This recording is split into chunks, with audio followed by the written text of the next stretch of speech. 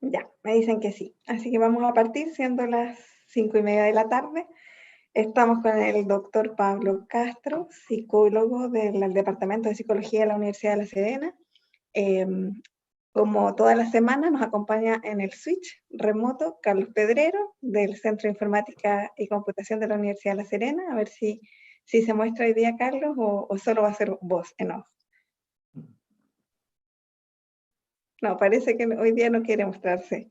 Bueno, pero él es nuestro soporte tecnológico remoto para que podamos llevar a cabo esta conversación. Y como ya saben, los que no me conocen, mi nombre es Carol Espinosa, directora de Comunicación Estratégica de la Universidad de La Serena. Y esta es una sesión de Solo vos me da conversación vergüenza. no, parece que hoy día llevamos... estamos desfasados, hay con un pequeño delay, ¿no? Bueno, les contaba que estas sesiones de streaming las estamos teniendo una vez a la semana, los días jueves a las 5:30 de la tarde, y es un espacio de conversación con nuestros académicos de los temas que nos están convocando en el marco de esta pandemia, que por supuesto nos tiene a todos en un estado de alerta, también un poco de ansiedad, de cansancio, etcétera. Así es que esta semana, en función de las dudas y las consultas que vamos teniendo también de parte de nuestras audiencias, quisimos invitar a la conversación al doctor Pablo Castro, porque él es especialista en temas de infancia y en temas de crianza, o lo que él llama también la disciplina parental. Así es que, Pablo, si nos cuentas un poquito de ti, de tu experiencia y cómo fue que llegaste al tema de la disciplina parental como un tema de interés disciplinario. Hola, hola. Bueno, soy psicólogo, soy doctor en psicología y en general yo me he dedicado a investigar en un área de la psicología que se llama psicología educacional. Y dentro de la psicología educacional hay un área que es lo que se denomina la educación en el hogar. Es decir, se refiere a que el proceso educativo, también en la crianza de los hijos ocurre un proceso educativo. Los padres no hacemos educación formal, pero sí se producen procesos educativos informales en la casa. Y a propósito de un postdoctorado que hice en el extranjero, en Holanda, en los últimos 5 años empecé a acercarme a la pregunta respecto de qué sabemos hoy en día acerca de las formas en que los padres ejercen disciplina en la casa. Es decir, si hay, por ejemplo, mejores formas o no, si hay técnicas más adecuadas que otras, si hay conocimiento científico que permita afirmar, por ejemplo, que es mejor una forma que otra, un estilo de educar que otro. Y eso es una pregunta en la que he estado en los últimos años asociado a estudios de creencias de padres y creencias también de profesionales. Es decir, por ejemplo, ¿qué piensan, qué piensan los profesores acerca de cómo es mejor educar a los hijos en la casa? Es una pregunta importante porque los profesores, por dar un ejemplo, los educadores le transmiten a los padres en las reuniones o cuando tienen una conversación con el apoderado, le transmiten de que sería mejor, por ejemplo, un determinado estilo de disciplina versus otro. Y ese es un tema que a mí me parece desafiante, sobre todo hoy en día que hay tanta diversidad de opiniones, tanta información, y en situaciones estresantes como la que podemos estar viviendo ahora también. Interesante la pregunta porque hablábamos hace muy poquito, antes de entrar en el enlace público, con Carlos, ¿cierto? Que está en el Switch, Sí, sí, y sí. decía algo que me parece súper gráfico para iniciar la conversación. Dice, bueno, parece, yo le digo, mira, voy a tratar de conectarme lo mejor posible con esta entrevista porque yo dejé de criar niños pequeños hace ya varios años, mi hijo tiene 20. Entonces, claro, la forma y los años pasan, los estilos pasan, uno aprende otras cosas, etcétera. Pero sí he estado en contacto con varias personas para producir este espacio y tratar de entender cómo se vive hoy, ¿cierto? La crianza de niños menores. Y un poco en serio, un poco en broma, me dice, mira, en mi casa dicen que echando a perder se aprende y que criar niños, educar niños en casa es como hacer panqueques, que el primero te queda más o menos, algo así era, Carlos, y con los otros se va mejorando la receta. Y así es que uno aprende echando a perder. O sea, claro, en general los seres humanos, en general aprendemos, pero también aprendemos a veces malas prácticas, o a veces aprendemos cosas que nos parecen funcionar en el momento, pero no necesariamente que puedan ser buenas para el futuro. Un ejemplo muy concreto de la psicología es que, por ejemplo, el castigo, los castigos en general funcionan. Entonces un padre y una madre podría decir, me funcionó porque el castigo es muy eficiente para detener una conducta en el momento. ¿Entiendes? Pero no necesariamente para educar, porque si bien tú puedes quedarte tranquilo de que lograste que el niño o niña dejara de hacer lo que no querías que estuviera haciendo en el momento con un castigo, puedes estar, si el castigo, por ejemplo, incluye transmisión de mucho enojo de parte de los padres o va asociado a descalificaciones, claro, te da la impresión que te funciona, pero ese chico cuando adolescente o cuando adulto incluso podría tener dificultades, por ejemplo, para tolerar la frustración, podría tener dificultades para controlarse cuando va estresado manejando y alguien le muestra el dedo y resulta que ese sujeto que, por decir un ejemplo muy concreto, al sujeto que le tocan la bocina en una esquina, ¿qué hace la diferencia entre que uno haga un gesto versus otro que se baja con un fierro a romperle el parabrisas al otro? Generalmente uno dice, ese tipo es tonto, dice un garabato, ¿cierto? Dice, ese tipo está loco. Dice esas cosas y uno piensa en el adulto. Pero ese puede haber sido un adulto que cuando niño, sus padres utilizaban una forma de disciplinarlo, por ejemplo, que no le permitió aprender a tolerar bien la frustración o a autorregularse emocionalmente. Y esa conexión no siempre la hacemos. Es decir, muchos de los adultos que nos desagradan o de las personas que cometen actos violentos, por ejemplo, han sido niños que han crecido en hogares a veces relativamente normales, no necesariamente con grandes problemas, pero sí, por ejemplo, con mucha permisividad, que es un estilo parental que sabemos que también es nocivo para los niños. Ok, entonces una de las primeras cosas que tenemos que aprender de esta conversación es que no hay recetas para ser padres, ¿no? No, Porque pero hay ciertos parece que... principios, claro, y ahí Ok. sirve la psicología, la educación que ha logrado demostrar algunas cosas. Por ejemplo, ¿nos puedes comentar alguno de estos principios que me imagino en esta Claro. época de estrés, además adicional que estamos viviendo, con los niños en casa, en espacios a veces no tan Sí. grandes, ¿cierto? Como para tener espacios de intimidad. ¿Cuáles son estos principios rectores que deberíamos tener en cuenta, como dices tú, para pensar que lo que hacemos hoy afecta en el adulto de mañana?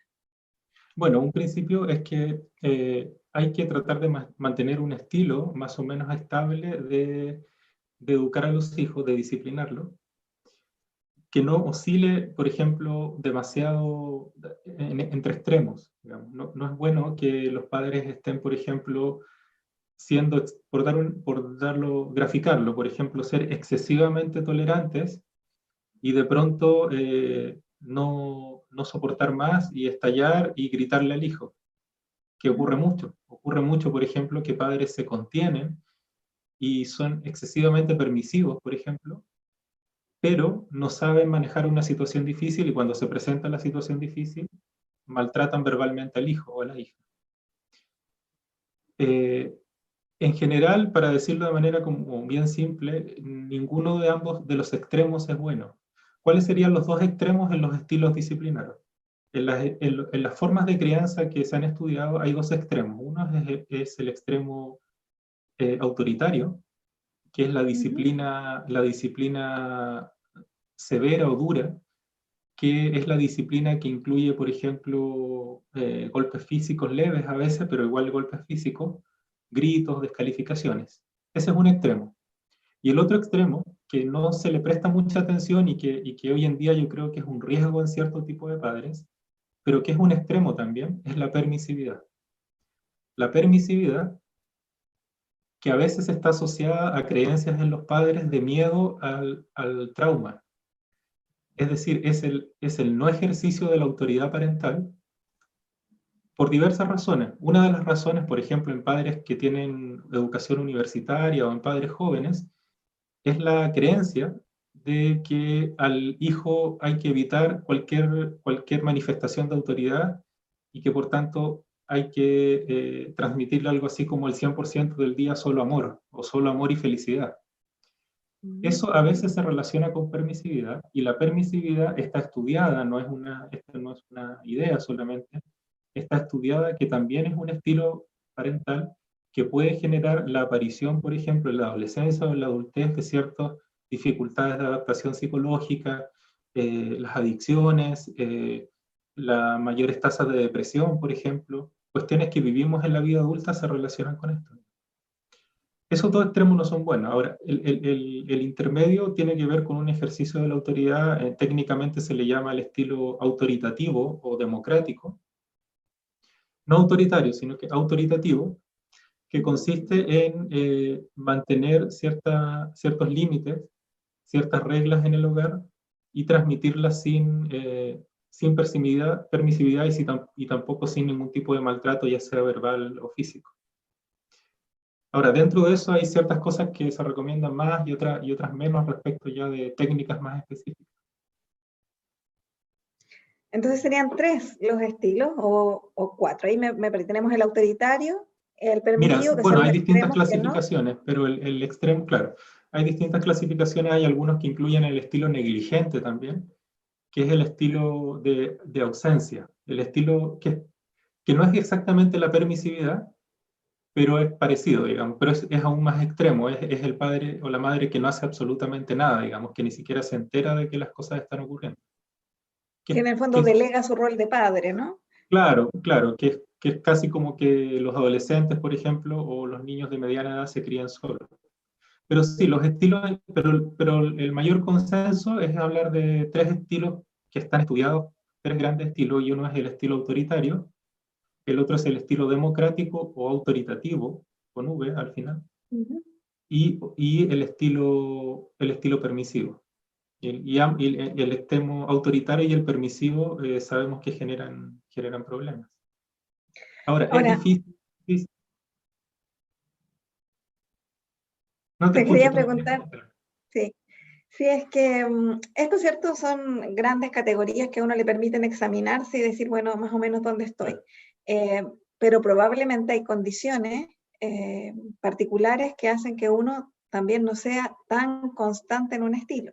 Me estoy Sí. poniendo en el caso, ¿cierto?, de probablemente las reglas en una familia, puede ser hoy por hoy tener a lo mejor un estilo predominantemente autoritativo o democrático, pero que finalmente, súmale las condiciones de estrés, de que hay que estar limpiando, teletrabajando, los niños en casa, el colegio pidiendo tareas, trabajo, yo me imagino, déjame empatizar con varias de mis amigas en etapa de crianza y mis amigos también, porque tengo amigos que son excelentes padres, están ahí al pie del cañón en lo cotidiano. Chuta, yo creo que a uno a veces se le escapa el castigo severo o también el otro Claro, extremo, es decir, ya sé que hagan lo que quieran, yo hoy día por un par de horas me desaparezco. claro. Ahora, Es sí, así. bueno, es importante, bueno, sí, hay condiciones que facilitan o no la aparición de estos estilos. Ahora, una cosa es el estilo, que sería como lo que predomina, ¿cierto? Lo que predomina, si uno algo así como que sacara un promedio de todas las veces que te toca poner reglas o poner límites, uno podría decir, este padre o esta madre tiende a tener un estilo más permisivo o un estilo más democrático. Esa es una cosa, pero otra cosa es lo que ocurre día a día, ¿cierto? En donde pueden haber momentos en que las personas, por ejemplo, por situaciones de estrés, un fenómeno que se conoce como estrés parental, que puede facilitar que las personas caigan en ciertas conductas que podrían ser propias de un estilo que generalmente no lo tienen, pero que en situaciones particulares, y ahí es cuando usan o tienden a utilizar técnicas que sabemos que no son adecuadas, como son, por ejemplo, el manifestar ira, por ejemplo. Es distinto manifestar que tú estás molesta o que tú estás enojada por algo que ocurrió, a transmitir agresividad. Es diferente, ¿cierto? Cuando hablamos de estilo democrático, no hablamos de un padre o una madre que someta a consenso todo. Hablamos de un padre o una madre que es la autoridad en la casa, pero es una autoridad que en ciertas situaciones sabe que es bueno escuchar, ¿cierto? Que impone la autoridad, pero con respeto, ¿cierto? Hablamos en ese sentido de una disciplina respetuosa. Ok. A veces un error que cometemos es que cuando queremos transmitir, por ejemplo, que estamos imponer una regla a un niño pequeño, o lo hacemos de manera demasiado irregular, es decir, que a veces sí queremos que haga lo que queremos, la regla, digamos, la comunicamos y otras veces no. Eso no es Ujú. bueno. Y otro error es imponer la regla de una manera agresiva, ¿cierto? Como gritar, descalificar, generalizar, por ejemplo, es algo que es bastante común, que a veces es decirle al niño, por ejemplo, tú eres un desordenado, calificarlo, tú eres un desordenado, tú eres un flojo, tú nunca me haces caso, y no referirme a la conducta en particular que en ese momento me está molestando. Claro, Hay otro eso extremo a también. mí, a mí ¿Sí? ahí hago la autocrítica, me cuesta mucho, Mm, incluso de adulta, ¿no? Porque uno tiende a la generalización. Y es porque estás observando esa conducta, ese comportamiento en ese minuto, pero dices, ¿cierto? Lo englobas en esto de eres tal persona. Y yo claro. creo que una de las buenas recomendaciones, no solo para la crianza, sino que para todo, es Sí, hacer para las foco. relaciones interpersonales también, para las relaciones de pareja, por ejemplo, a veces en las discusiones se tiende a generalizar cuando uno en realidad está molesto por una conducta particular que ha ocurrido, ¿cierto? Ahora, Así esa es. conducta puede ocurrir varias veces, pero aún así sigue siendo una conducta, un comportamiento el que yo estoy calificando y no necesariamente algo que sea esencial a la persona. Ahora, los padres necesitan cuidarse también. Y para eso necesitan también tener algunas rutinas de descanso, necesitan poder tener espacios de cierta libertad y ahí se necesita echar mano a la creatividad, echar mano a las redes, a los apoyos que puedan haber dentro de la misma familia o amistades, para que los padres puedan tener también momentos para ellos, porque también se produce una demanda muy fuerte tanto del trabajo como de los hijos, a veces hasta altas horas de la noche.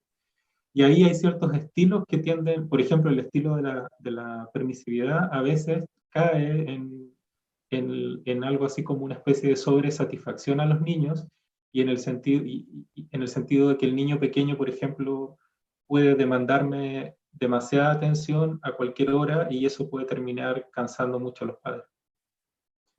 Mira, Paula, aquí hay una de las primeras preguntas, dice Maximiliano Jiménez, que ha sido parte de nuestra audiencia, así que lo saludamos y le agradecemos la fidelidad. Dice, es común ver padres y madres que entregan el teléfono celular para que el niño, comillas, se distraiga. ¿Cuál es tu opinión al respecto? Y esta conducta es más propia de qué estilo, si pudiésemos hacer esa vinculación? Mira, no estoy seguro si es propio de un estilo o no. Yo, como los psicólogos solemos decir, va a depender. Va a depender, por ejemplo, si eso lo hace a veces, si lo hace siempre, o si lo hace en vez de qué. ¿Me explico? O sea, si es en vez de corregir al niño o a la niña o decirle algo que pueda educarlo, claro, uno podría decir, podría haber sido mejor hablar con el niño. Pero si el padre o la madre está estresado, el padre o la madre está atendiendo algo del trabajo en ese momento y le funciona por un momento hacerlo del celular, yo no lo satanizaría. ¿Entiendes? O sea, Okay. una cosa que también tenemos que hacer es no culpar a los padres y no hacerlos sentir más culpables. Es decir, a veces incluso la propia psicología cae en el error de transmitir el mensaje de culpabilidad hacia los padres respecto de que lo pueden estar haciendo mal.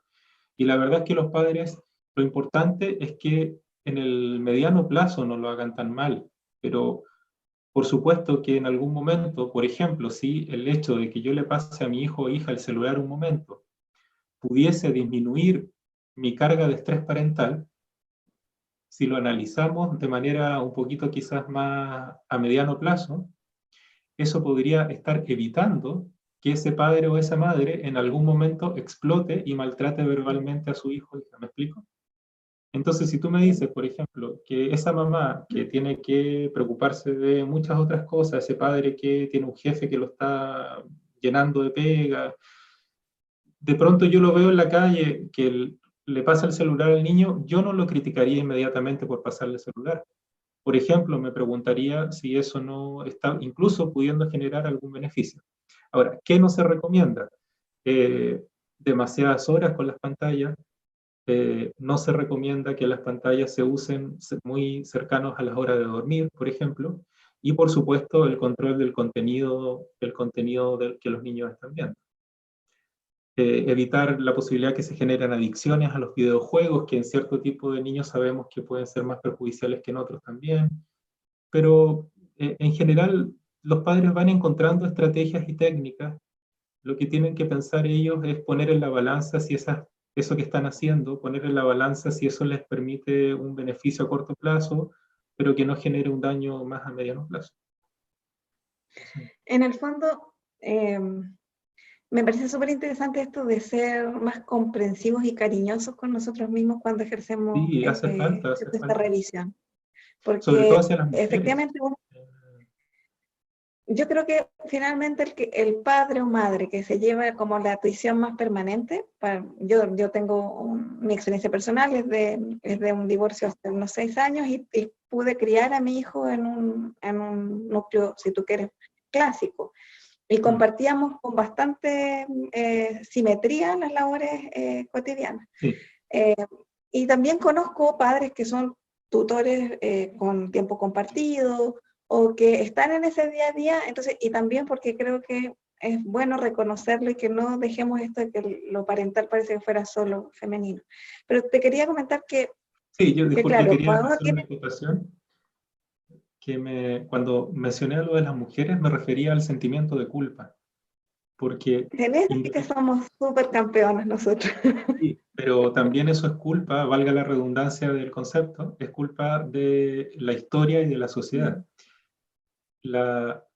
Esto se ha estudiado cómo a través de la historia, incluso los especialistas, llámese médicos, pediatras, psicólogos, educadores, filósofos, han transmitido principalmente la idea de que la responsable de la salud mental del niño presente y futura es la madre.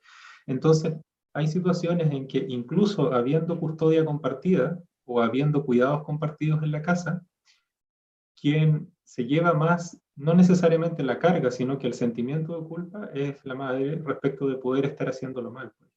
Y no es algo que debiéramos...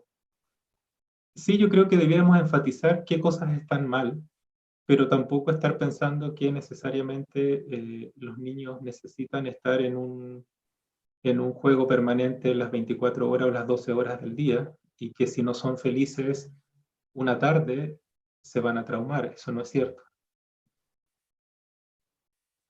Es verdad, me gustó mucho el enfoque este de culpabilizarnos menos, de ser más amorosos, porque finalmente, como dice aquí Gabriela Barrera, dice, hay veces en que nuestros hijos son nuestros clones, nuestros propios espejos de cuando éramos niños. De repente, claro, uno aprende a ser padre mirando a sus padres también. Sí, y eso es bueno y malo. Obvio, porque algunos decimos, yo no quiero ser así, y me voy tal vez al otro extremo, Claro, o esa es empiezo a una de las replicar causas de la... Claro.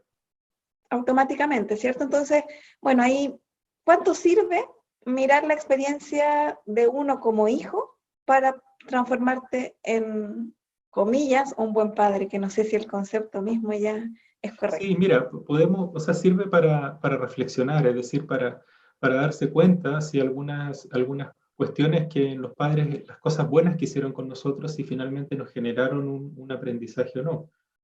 Pero tampoco consiste en replicar absolutamente lo que ellos hicieron con nosotros, porque era otro contexto también, y porque nosotros podríamos no estar conscientes de que algunas dificultades que tenemos actuales quizás están relacionadas con algún estilo de crianza o con alguna forma de disciplinarnos que tenían. Es muy común, por ejemplo, que adultos argumenten que en su época se ocupaba disciplina severa con ellos y ellos estarían supuestamente bien formados.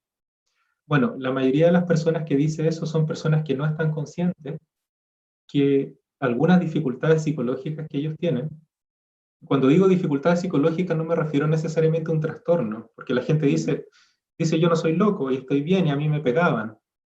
Sí, pero esa persona junto con decir no estoy loco es una persona que a lo mejor come demasiado, a lo mejor es una persona que se estresa con mucha facilidad, es una persona que tiene serias dificultades para expresar la molestia cuando tiene molestia, y habría que preguntarle quizás a un círculo más grande de personas si esa persona tiene una estabilidad o no la tiene, ¿me explico? O es trabajólico, o tiene un problema de adicción, o casi cercano a la adicción, no sé. Ahora, también es posible que no tenga nada de eso, pero son excepciones. En general sabemos que, por ejemplo, el castigo físico leve, incluso el leve, el leve técnicamente le llamamos leve al castigo físico de las palmadas, por ejemplo, o los tirones de oreja que se usaban antes, que todavía es posible que se usen, sabemos que se relacionan con mayor probabilidad, por ejemplo, de algunas dificultades como la ansiedad, la depresión y cuestiones de ese tipo. Sabemos también que el castigo psicológico no es bueno, y sabemos también que hay técnicas mucho mejores. Sabemos, por ejemplo, que el retiro de privilegios en general es mucho mejor que el castigo. El retiro de privilegios es cuando tú le quitas algo que el niño valora mucho, se lo quitas por un tiempo, sin necesariamente acompañar el quitarle eso con descalificarlo ni con gritarle.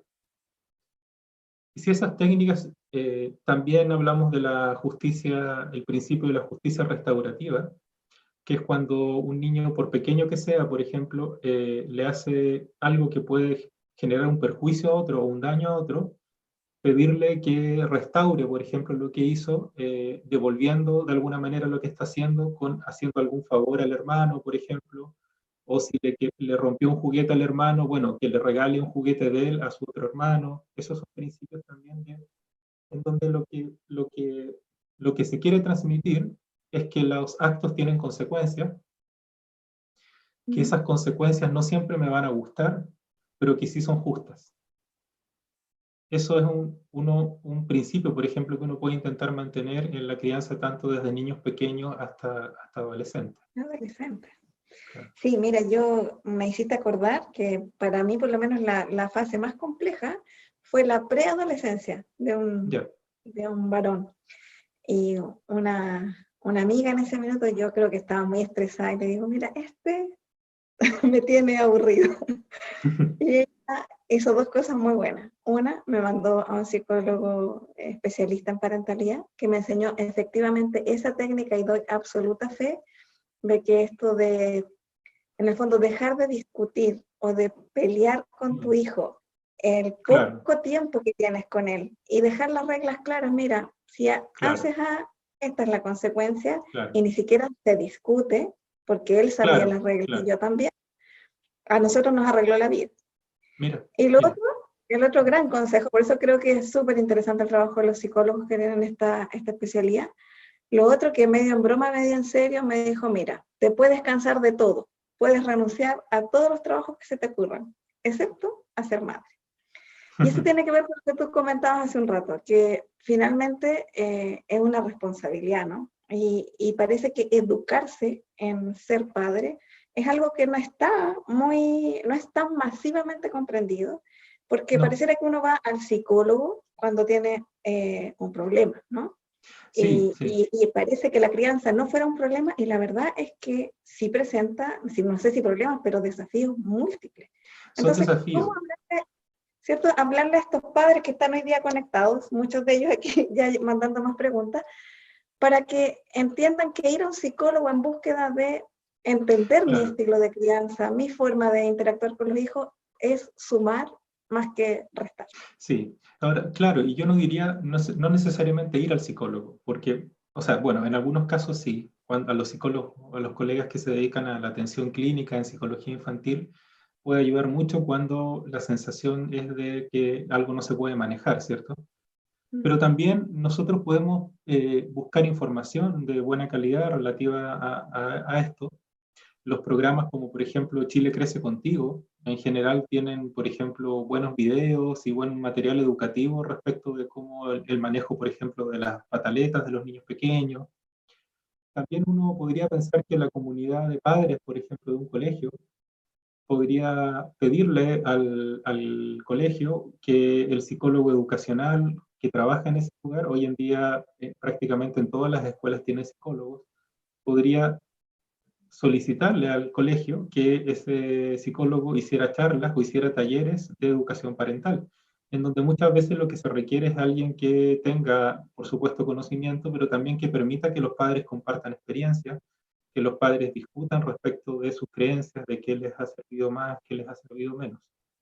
Hoy en día es necesario por varias razones. Una de las razones es porque en la sociedad actual las personas hay menos certezas y somos más tolerantes. Nuestra sociedad hoy en día es más tolerante a la diversidad de creencias y de opiniones.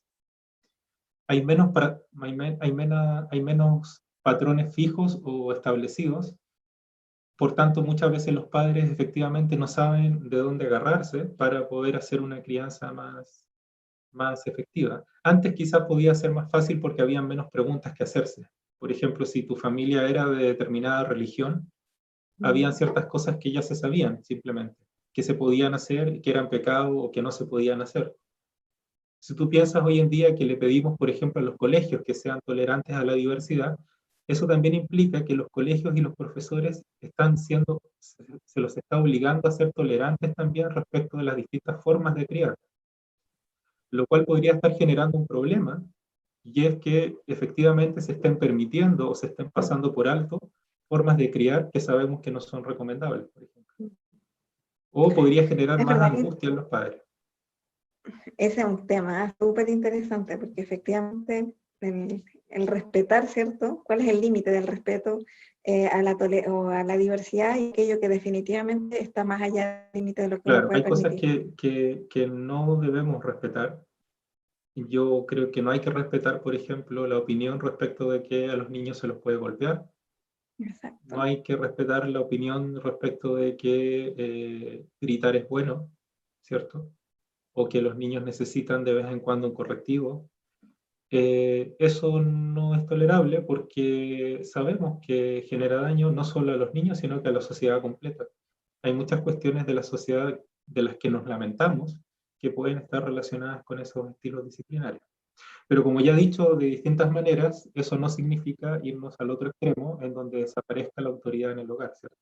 Incluso con los más pequeños tienen que, es sano, es saludable que tengan cierta claridad respecto de que hay cierta autoridad en la casa, quienes la ejercen, siempre y cuando la ejerzan de buena manera. Mira, esto yo a veces lo comparo cuando hablo con padres que observo que tienen estilo permisivo y que le tienen mucho miedo al ejercicio de la autoridad, yo a veces los comparo con las reglas de la sociedad adulta. Eh, Cuando uno critica, por ejemplo, a un policía, a un carabinero, o uno critica a un juez porque hizo algo indebido, generalmente lo criticamos por el uso indebido de la autoridad, ¿cierto? Pero no lo Ujú. criticamos por tener la potestad de tener autoridad, ¿cierto? O sea, el problema con un policía que me detiene, el problema no es que me detenga, ¿cierto? No es que me diga, aunque me lo diga incluso muy serio y hasta levemente molesto, me diga, usted no puede seguir haciendo esto, usted tiene que bajarse del vehículo, ahí no hay problema. El problema es si me maltrata, pero no cuestionamos el ejercicio de la autoridad. Yo sé que es un ejemplo que, si no se lo entiende bien, se podría generar, decir que es una comparación un poco extrema, pero yo lo doy para mostrar el hecho, la diferencia que hay entre cuestionar la existencia de autoridad versus cuestionar el modo de ejercer la autoridad. Ejercer, exacto. Si mi autoridad como padre, que yo la tengo, la ejerzo maltratando, gritando, descalificando, estoy mal. Pero si mi autoridad como padre la ejerzo diciéndole claramente en algún momento, serio, con una cara de que no estoy contento, de que lo que está haciendo no lo puede hacer nunca más y eso que no está permitido en la casa, no necesariamente lo estoy tratando mal. Queda súper claro. Y me da el pase para contarte las preguntas de Úrsula Flores, que dice, en el tránsito hacia la adolescencia, que es la edad, por lo menos, que yo creo que es la más complicada, ¿cómo se debe actuar y tratar a los niños? ¿Ser amigos o ser padres? Bueno, ser padre, bueno, podría dar un poco lo mismo en realidad, es como, una frase típica esta, ¿cierto? De no hay que ser amigo de los hijos. Bueno, yo creo que da un poco lo mismo si le llamamos amistad o le llamamos paternidad. Lo importante es que si fuese amistad, tendría que ser una amistad especial, una amistad en donde hay una diferencia de autoridad en algunas cosas, no en todas quizás. O sea, en algunas cosas yo podría flexibilizar, por supuesto, y cuando estoy viendo una serie con mi hijo, cuando nos estamos riendo de algo, escuchando música, eh, eh, jugando, bailando, podría parecer que somos pares y por tanto soy un amigo. Sin embargo, si eso no daña la relación de jerarquía que hay, no habría ningún problema y podría ser recomendable, ¿cierto? Lo que no sería recomendable sería una horizontalidad completa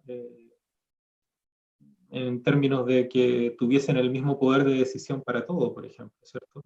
Yo no podría preguntarle a un niño, o no debería, o sea, podría, pero quizás no debería, no sería tan recomendable que cada una de las decisiones que tengan que ver con las cosas que ocurran en el hogar se las pregunte todos a ellos. Pero sí les puedo preguntar, por ejemplo, si quiero saber si eso le va a generar una consecuencia que no le guste o algo, para luego yo tomar la decisión. Perfecto, mira, aquí tengo dos preguntas más que más o menos son en la misma línea. Manuel Navarrete y Paola Salas Rivas nos dicen, ¿qué pasa en este tiempo, cierto, que estamos con cuarentena? ¿Qué pasa con el uso de las pantallas? Manuel dice, los videojuegos, ya que en estos días encerrados, si bien uno ha tenido que velar por la práctica deportiva, a ratos usan el teléfono para jugar, es más, se descargan juegos incluso. Paola Salas dice, ¿cómo saco a mi hijo de las pantallas? Temor. Es muy Porque si difícil, nosotros no es muy salimos de las difícil. pantallas, Claro, sacar a los hijos, ¿y cómo salimos nosotros mismos también de las pantallas? exacto. Las pantallas es un gran tema. Yo no soy especialista en eso en particular, pero sí voy a decir algunas cosas como principios generales que se me ocurre que pueden ser pertinentes. Primero, entender que las pantallas están muy bien hechas en el sentido de que nos entregan un tipo de satisfacción que es muy inmediata. Tienen muchos estímulos simultáneos, los cuales para los niños pequeños, por ejemplo, y adolescentes son muy atractivos, pero para los adultos también. Tienen en ese sentido, son un invento casi perfecto, casi como que se lo podríamos atribuir, digamos, a una mente maligna, digamos, la creación de las pantallas en general. Porque son perfectas en términos, por ejemplo, de generar ciertos aprendizajes. ¿Cierto?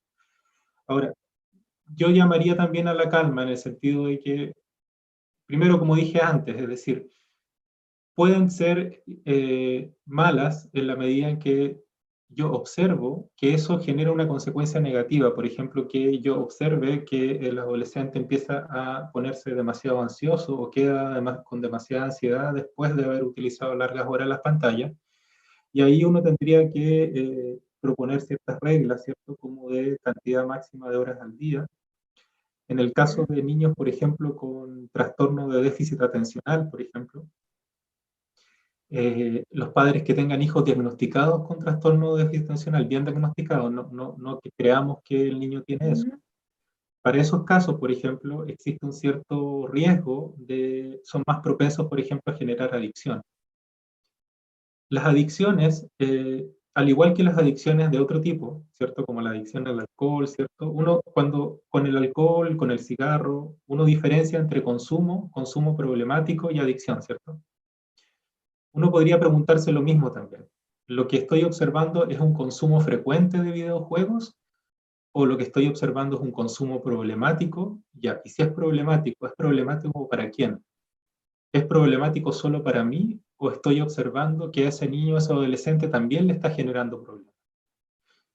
o es definitivamente una adicción en el sentido de que estoy observando, por ejemplo, una especie de sufrimiento o de necesidad de síntomas, signos de demasiado nerviosismo, de ansiedad, de sudoración cuando uno está frente al videojuego. Y por supuesto que ahí uno tendría que buscar ayuda. Una opción es ayuda profesional con psicólogos infantiles, psicólogos infantos juveniles, o bien y con creatividad buscar maneras y con cariño de mostrarle al hijo que eso no le hace bien y ver si es posible ofrecerle alguna alternativa que quizás no va a ser tan ideal como la pantalla, en términos me refiero de la satisfacción inmediata, pero sí que puede generar algún otro tipo de satisfacción como jugar o salir a hacer una actividad.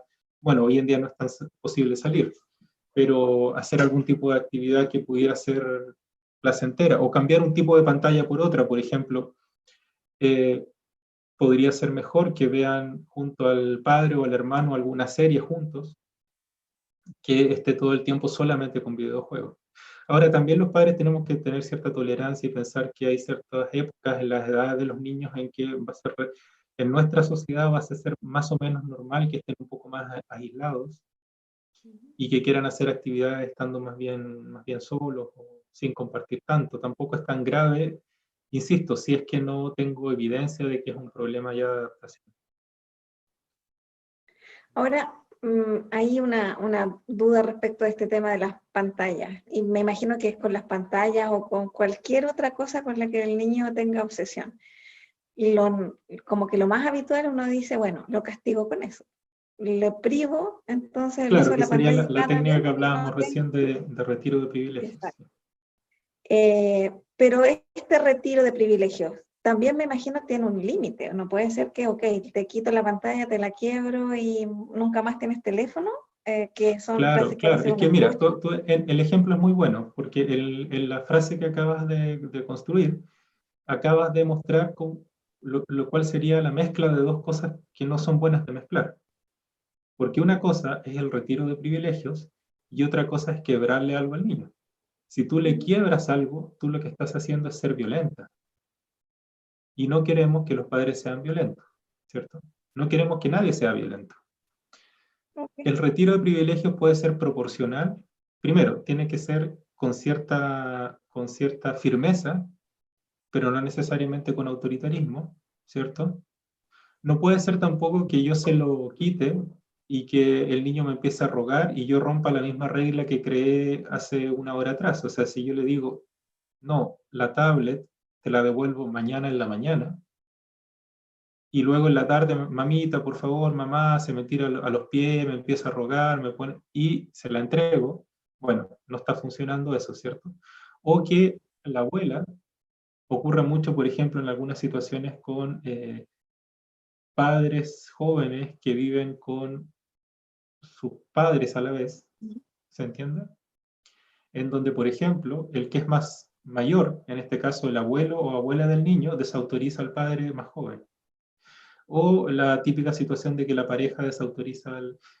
Eso sigue siendo válido, válido de no hacerlo. O sea, ¿por qué digo sigo siéndolo? Porque es algo que siempre escuchamos, ¿cierto? No me desautorices delante de los niños. Bueno, sí. Eso que ya está como en nuestra cultura, esa frase, tiene sabiduría. Es verdad, no es bueno hacerlo. Ahora, tiene que ser proporcional a lo que el niño hizo o a la falta, entre comillas, ¿cierto? No puede ser que por algo pequeño yo lo deje un mes sin ver videojuegos y lo que hizo quizás no fue tan grave. O sea, tiene que tener también cierta racionalidad. Perfecto.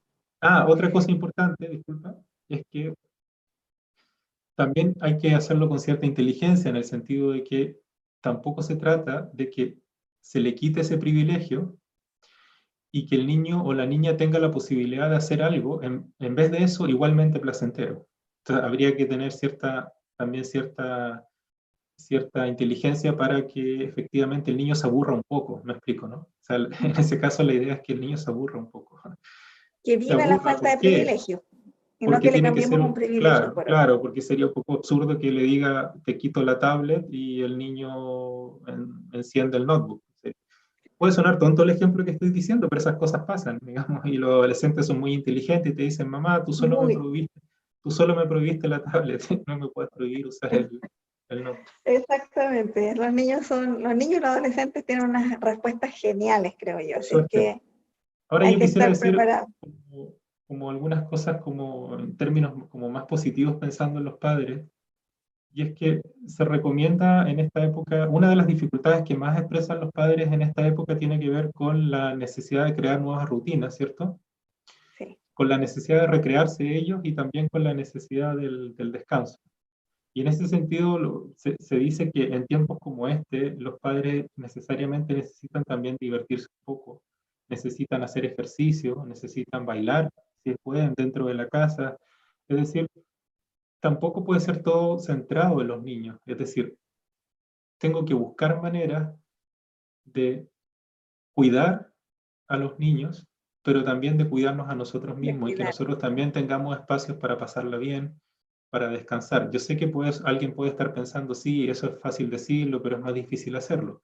Yo sé que es difícil hacerlo, pero no es imposible si uno lo tiene presente y si uno tiene presente que a veces uno puede necesitar 20 minutos para que otro de los adultos, por ejemplo, se haga cargo por un momento del menor y en esos 20 minutos o en 40 minutos puedo dormir una siesta, o que una vez a la semana uno de los adultos de la casa tiene derecho a levantarse un poquito más tarde y puedo crear esa regla, esa nueva regla en la casa.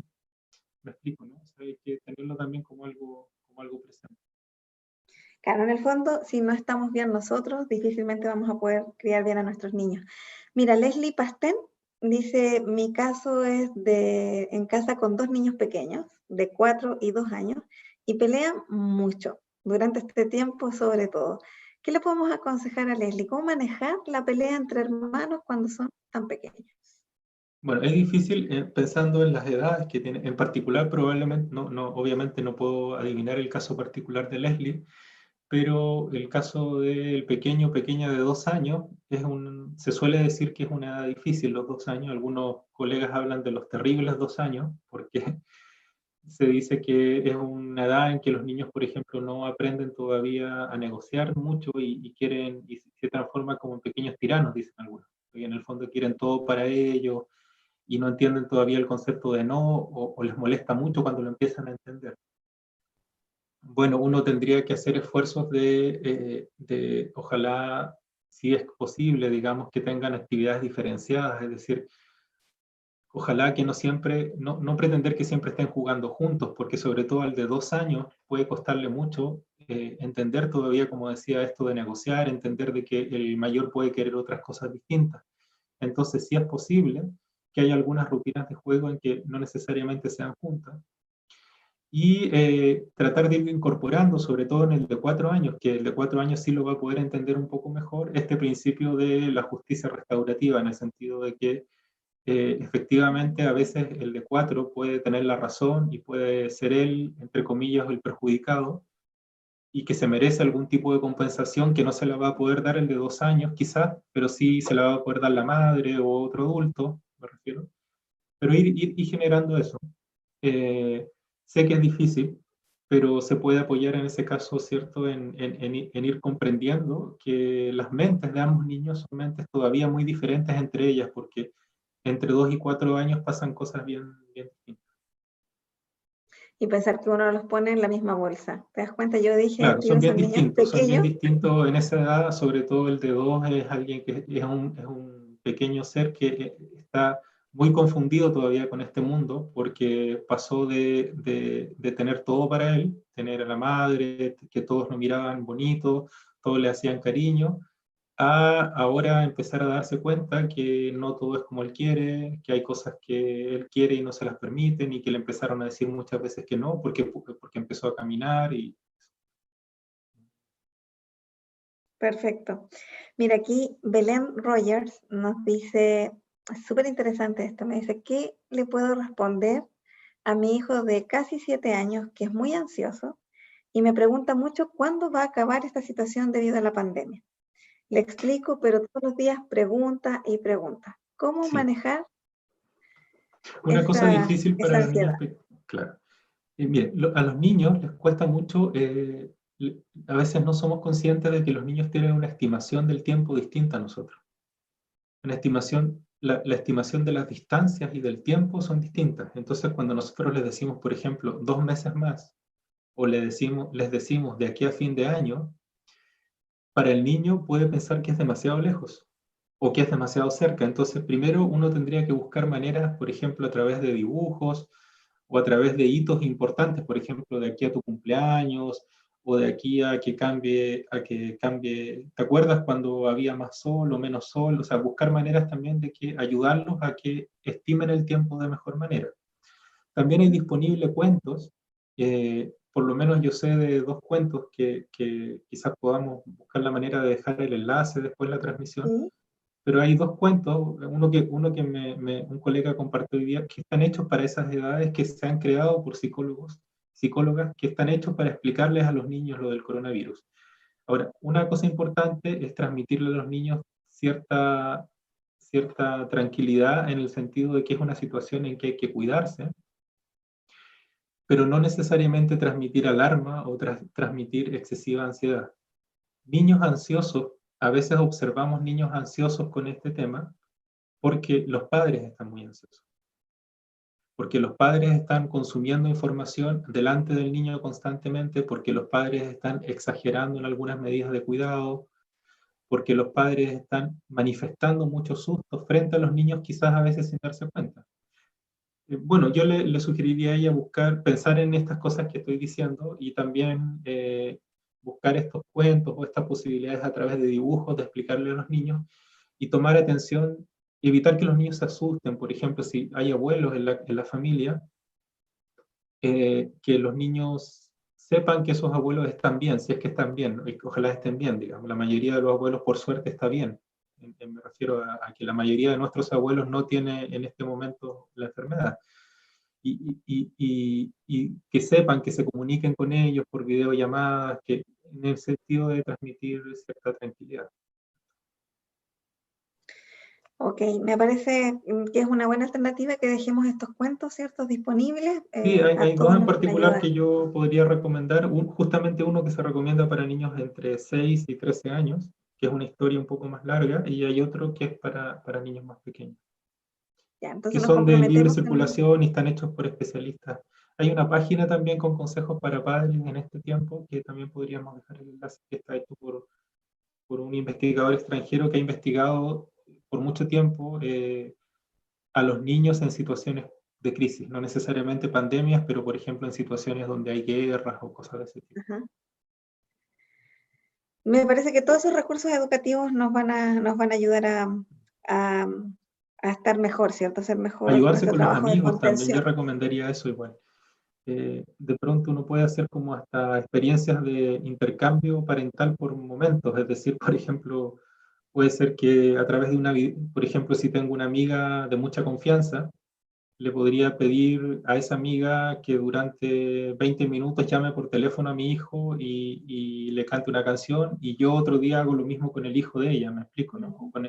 O lo mismo los tíos, los primos, personas de confianza que tenemos en nuestra red.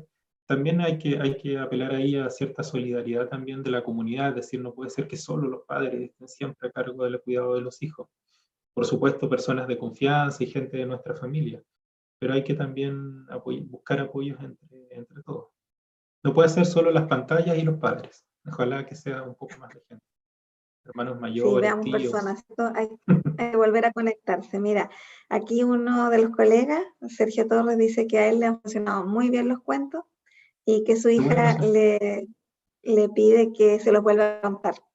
Qué Así es bien, claro. que yo creo que es una buena idea que podemos compartir y que vamos a tratar de ampliar también a nuestras cápsulas de ULS Te Cuida. A lo mejor podemos ahí armar unas pequeñas recomendaciones de literatura infantil para este proceso.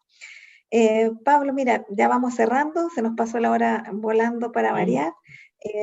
Yo quiero agradecerte esta instancia porque también es como yo digo, es como un oasis en el desierto, ¿sí? Porque estamos todos bastante conversar. apesadumbrados, hacerlo así de manera pausada, relajada, y además entendiendo, me quedo con esta idea central de que los extremos no son buenos, que hemos aprendido modelos de padres que no todos son replicables, que los tiempos cambiaron, y que no podemos permitir ni no permitirnos a nosotros, ni tampoco a otros padres que conocemos, la violencia, ¿no? Así es que ir en ayuda cuando sabemos que hay niños violentos, veíamos los datos violentados, veíamos los datos de que en Chile, la última encuesta UNICEF, el 71% de los niños y jóvenes dicen que haber sido objeto de violencia en su familia, lo que me pareció muchísimo. O sea, estamos hablando de 7 de cada 10 niños.